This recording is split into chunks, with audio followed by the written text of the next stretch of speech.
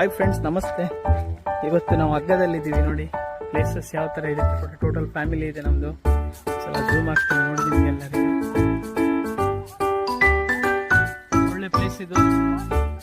Total family ಕೂಡ ಇಲ್ಲಿದೆ ನೋಡಿ. ನಮ್ಮ ಮಕ್ಕಳು ಫುಲ್ ನೀರಲ್ಲಿ ಆಟ ಆಡ್ತಾ ಇದ್ದಾರೆ. ತೋರಿಸ್ತೀನಿ ನಿಮಗೆ ಒಂದ್ಸಲ ಮಕ್ಕಳು. ನೋಡಿ ಊಟ ರೆಡಿ ಮಾಡ್ತಾ ಇದ್ದಾರೆ. ಇವತ್ತು ಪ್ಯಾರ ಲೇಡೀಸ್ ಎಲ್ಲ ಸೇರಿ ಊಟಕ್ಕೆ ಪ್ರಿಪೇರ್ ಮಾಡ್ತಾ ಇದ್ದಾರೆ ನೋಡಿ.